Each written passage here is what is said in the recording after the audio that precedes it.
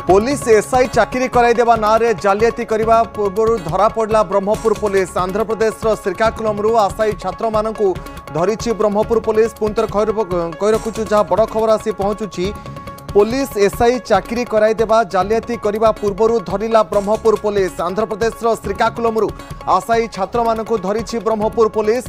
तीनोटी बस रे 100 रु ऊर्ध्व आशायी छात्रों को धरा जाइछि। 100 रु ऊर्ध्व आशायी छात्रों को हैदराबाद को निया जाउथला। आशायी छात्र मान ब्रह्मपुर को आनी वर्तमान पुलिस पचराउचरा करुछि। केउ संस्था किए आशायी छात्र मान नेउथला से ने तथ्य अस्पष्ट रहिता बेले पुलिस तदंत करुछि। ए संपर्क में अधिक सूचना पाई कैलाश रचना प्रतिनिधि। कैलाश, जहाँ सूचना रहुछि जे एसआई चाकरी कराइ देबा पई जालियाती करिया पूर्व ब्रह्मपुर पुलिस ए आशायी छात्र मान धरिछि। पूरा घटनाक्रम कौन रहितला?